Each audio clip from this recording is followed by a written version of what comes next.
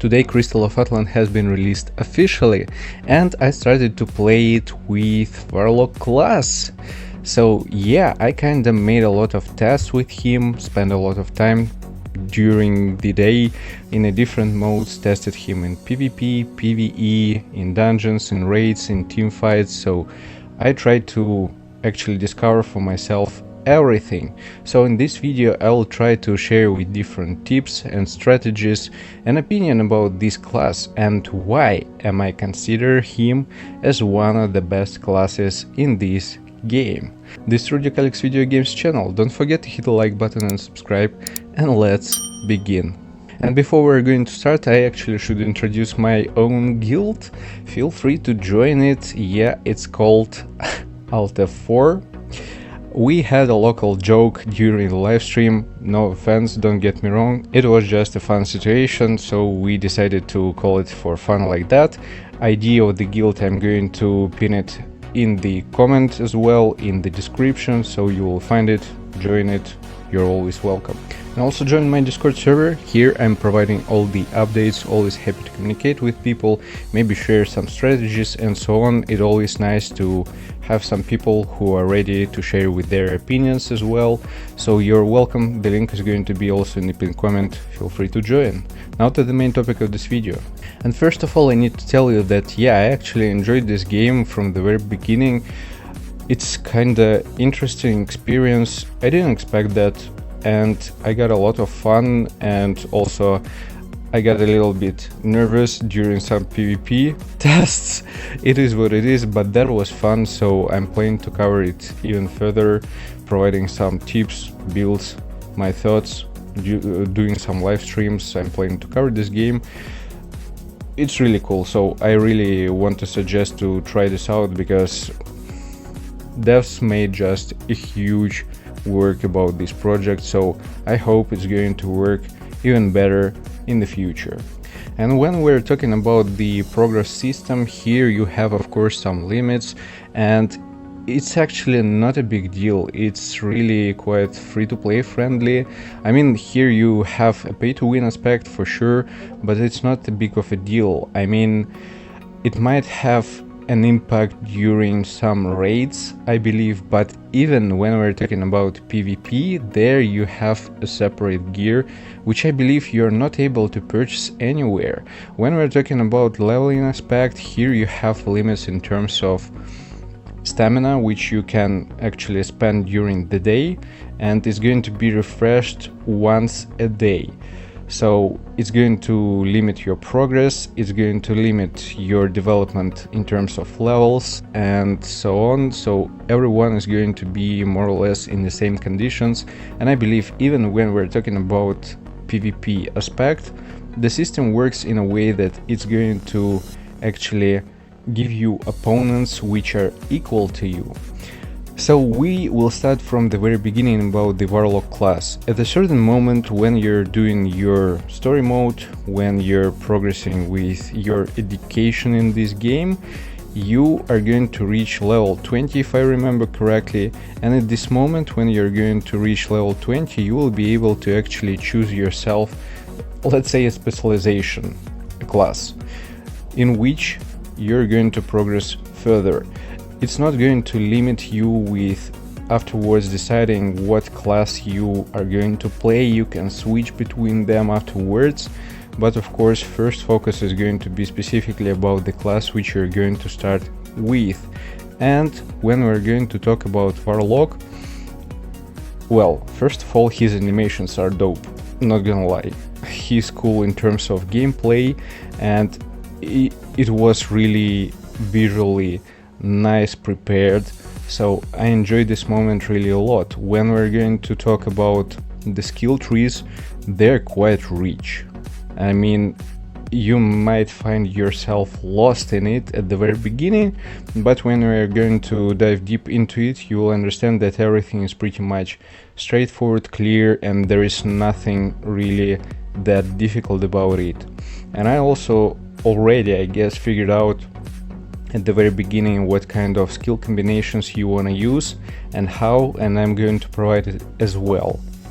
So about the class specifically, I consider it as a hybrid class because he is going to use a lot of AoE skills and long distance, or better to say mid distance skills, which are going to actually limit you at some point, but also they might be a really strong point of this class. And also he has such skills that are going to work in a close range, like they're going to hit opponents straightforward in front of it. So he's also a melee at the same time. It's again a strength and disadvantage at the same time. In this game there are no really bad classes, everyone have their own strength and disadvantages, I believe. But you may bring everything in a certain way to actually build your skills and combination to improve your character as much as possible, and is going to deal with pretty much everything without any questions. So the whole thing that, for example, when you're facing some long distance opponents who are going to hit you from a distance, like a gunner or someone like that, you want to use mostly close range skills. It makes sense because you won't beat the distance from which gunner, for example, is going to hit you. When we're going to talk specifically about melee units, there you might actually prioritize some skills that are going to hit from a distance. And when we're going to talk about the, let's say, specialization of this class of Warlock, how it works, it's going to stack and increase your damage output from Resentful Curse. Several skills which you can find and read from descriptions, they're going to provide you here and there these stacks of Resentful Curse, which are going to afterwards being activated from other skills. So from here we're going to use different combinations of skills. He has a lot of AoE skills which are going to clear mobs like nothing at all. And yeah, overall this is a really crazy class. At the very beginning you might think that, for example, it's not that OP, and I kinda agree with you, but it's going to be until the moment you're going to reach level 45, where you're going to unlock his other ultimate, which is going to be like a transformation, and here scaling and just DPS damage output is going just crazy.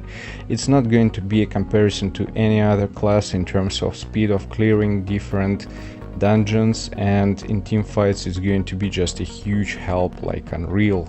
But about mid-game build we're going to talk later, as soon as I'm going to unlock it and test myself, so I will provide an updated video for you to also keep in mind. Don't forget about it. And now let's talk a little bit about the introduction of best start, your builds and so on. So when you're going to progress by chapters from clearing different dungeons and missions, you're going to receive different gears which you can use and at some point upgrade them.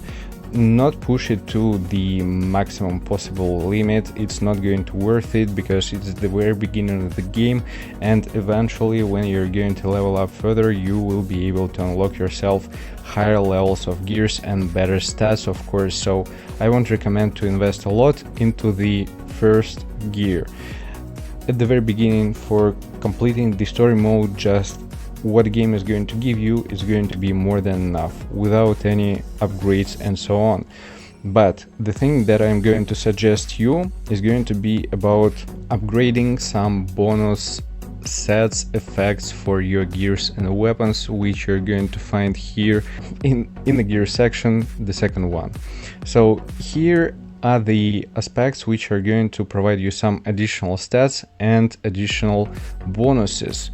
Basically you're going to farm them from different activities and from the story mode as well. A lot of chests you're going to receive at the very beginning, and these aspects, these exact buffers, I'm not going to say this word, they're going to give you additional parameters, and they're not going to be destroyed as soon as you're going to change gears, so they're going to remain the same with the same levels. So these actually worth to upgrade, especially when you're going to receive yourself some epic or high rarity of buffers. And basically you want to equip all gears with the highest rarity of them. At the very beginning it doesn't really matter what kind of stats they are going to provide. For example, in my case, weapon, I got myself an epic and I upgraded it to level 8 because when you're going to upgrade with such rarity these buffers, they're going to unlock additional stats. Like here you can see spirit, magical crit, I believe, intelligence, and cryo enhancement. Well, the last one isn't that important for our build, for our class, but it is what it is. Let it be. The only moment when you want to focus a little bit on gears is going to be the moment when you're going to reach level 30 of your character. Here it might be worth to actually craft some gears. Now you can do it at this one guy, which calls Glenn. Here you can do gear crafting, and ideally you want to craft yourself some level 30 gears, and the more pieces of the same set you're going to have, the more power you're going to receive, the better stats you're going to receive. So here it's kind of an important moment to keep in mind that at some point of the game you actually want to focus on gears which are going to be from the same set, because bonuses and benefits, they're going to be the most from similar sets pieces. And for materials, actually there is nothing difficult to farm them. You can find exactly in the description of these materials, they're providing the sources where you can gather them, from some of them from the story mode, some of them you can actually get just from clearing different territories and dungeons, like this one for example. When we're going to click, you also can get yourself some materials from mineral store. Is going to lead you to that one position if you're going to click it, but yeah, also explorations, mines, colossal woods, and so on. For the store there is actually a moment where you can buy some necessary materials if it's needed for you for the gold. Here is the store. Here you can see once a day you can buy certain amount of them. So here you're actually also limited at some point, but again, not a big deal. I would suggest you not to spend a lot of resources on crafting a lot of different gears. Just focus on specific points of your progress, of your level for character. Now here I should talk a little bit about summons, because at some point you're going to receive some currency to do some summons. Here you're able to choose yourself the guaranteed one artifact, let's say, and my suggestion for you is going to put first of all the supreme one artifact. I got lucky, I collected only a single one multi, and from the first one multi I was able to get it. So what it does, when we're going to check this out, first of all it's going to provide some crazy amount of rating, which at the very beginning is kinda impressive, not gonna lie, but also some decent stats as strength, intelligence, physique, agility, and also a lot of different buffs. As you can see, additional attributes like physical attack, magical attack, physical crit, magical crit, crit damage, and so on, a lot of them. So from those artifacts, this is going to be like the best one for the very beginning. This is my suggestion to you. As soon as you're going to receive it, after that just have a look what is going to be more of a preference for you. And also a little bit about gear and enhancement of it. So at the very beginning, again, don't focus on enhancing it because it's going to take quite some resources. When you're going to receive some decent weapon, which you're going to think it's kind of decent, this one I would say you should upgrade it for sure. Like to level 10 at least is going to be good enough. As you can see, I have it already level 10, but yeah, it's not like an easy one. The weapon is going to be the main source of your damage.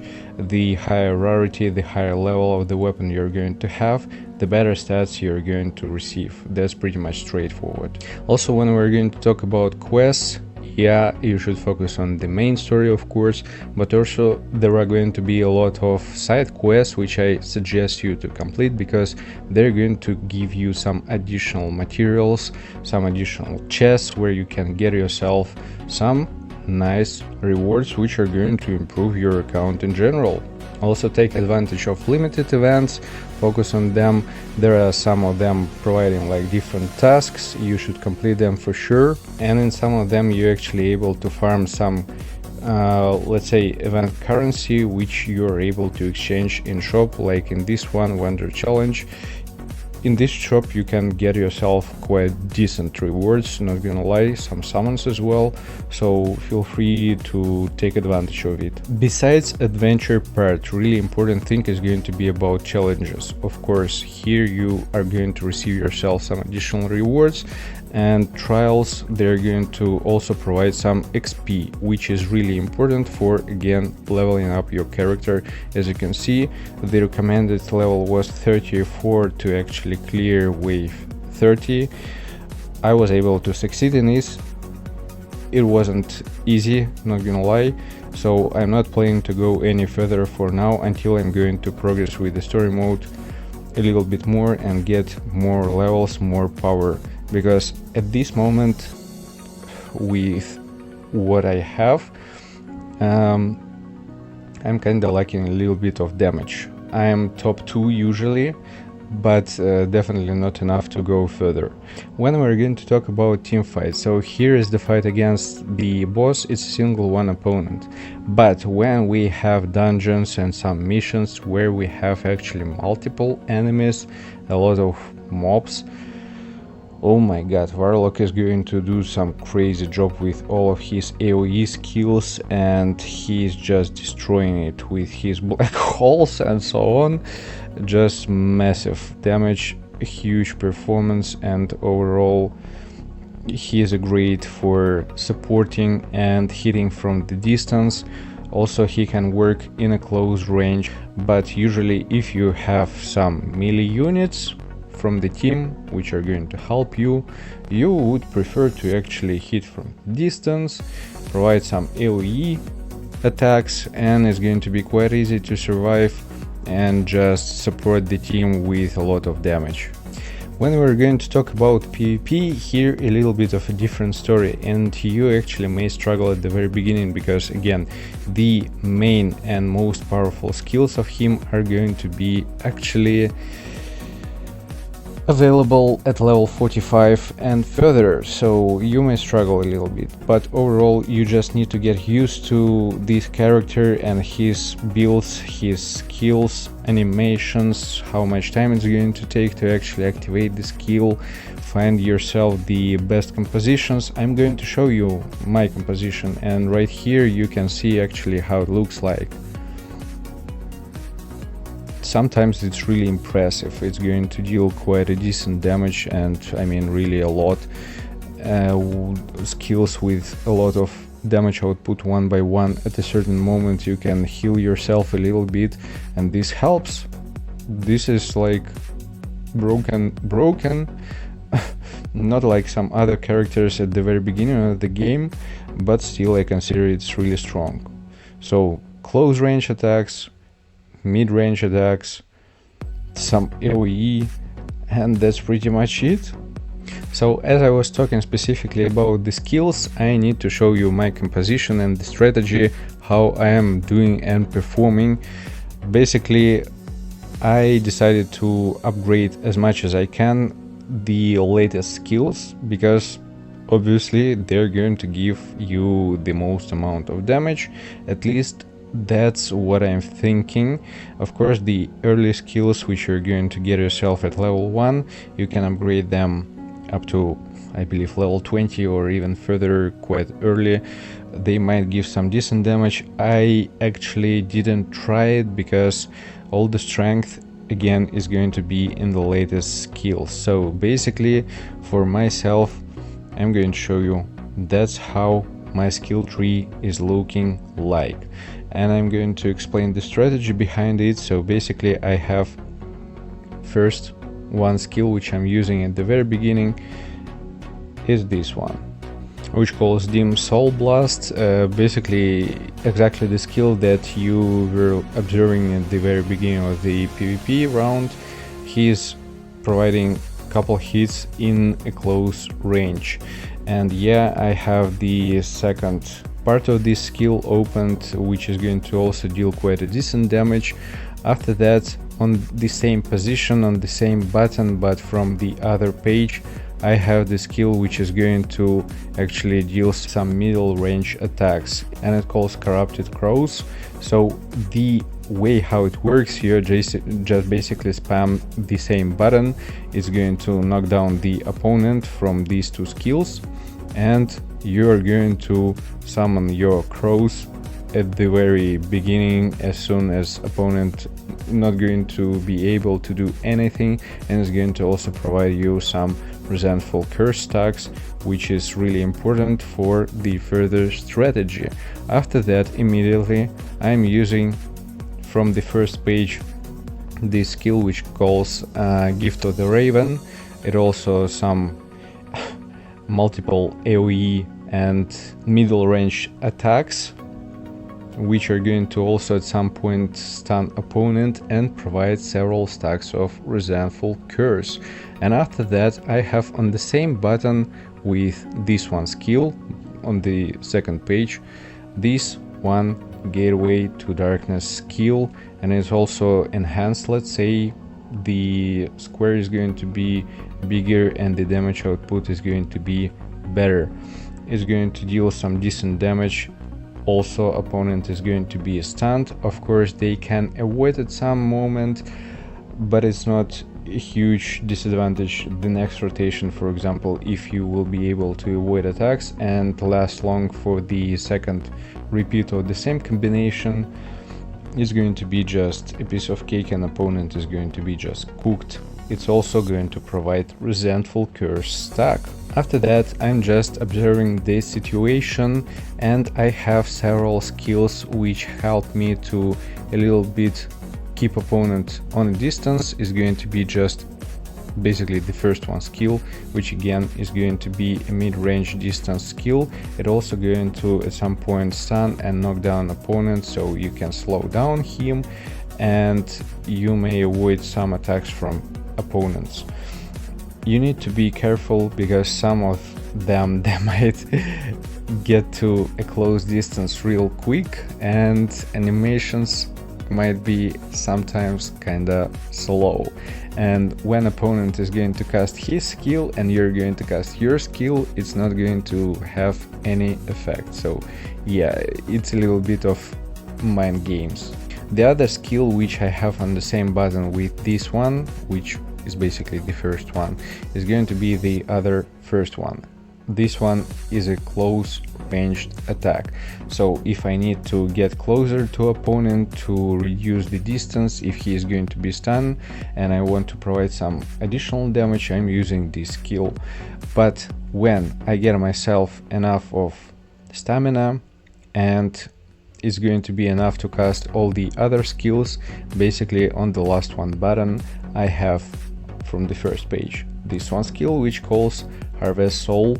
It's going to inflict leech effect and it's going to actually recover you HP at certain point when you're going to deal some damage. So on the same button with this skill I have the last one, but really important, which calls Demon Mark Burst.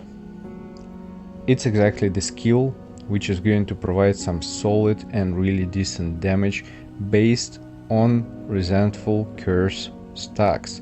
So 5 stacks maximum, and it's going to be like a decent damage. Also provided exhausted debuff and overall huge magical damage. And also not to mention about the rest skills which I'm using, they're basically passives. So all the passives that I have, I am buying them, I mean activating them. So yeah, whenever you have an option, I believe they're going to provide like the most utility and benefit for this class, so I'm leveling them up in the first place. Basically This one skill is level 4, which also works in a passive, increase magical attack. The other one, which is going to increase crit rate, they're huge. I believe it's definitely worth it. Some stats and so on. So yeah, I believe you shouldn't neglect them. At the very beginning, in terms of skills and rotations, that's pretty much it, how I'm using this class. But again, animations, they looks really cool, and it's working really well, as you saw in some PvP showcase. Yeah, it was a practice battle for sure, but I was trying it in real fights and it really worked. But when we're going to reach level 45, here is going to be absolutely other story, new skills, some crazy ultimates, some crazy animations, and this looks just insane. Can't wait for it. So in general, I think I introduced everything in pretty much details, the best combinations of skills, how to use this class, why he's working that well, a lot of AoE, a lot of decent damage. For the gears I also covered this moment, most important part about enhancement and so on, and what to choose for your summons. And yeah, overall just discover the world of Crystal of Atlan, have some fun, enjoy it, and everything is going to be more clear in a while. Just practice, spend some time, read some descriptions. It's going to help complete events, do the story mode, side quests, and it's going to be an easy one journey, hopefully. Again, if you enjoyed it, don't forget to hit the like button and subscribe, and see you guys in the next one. Take care.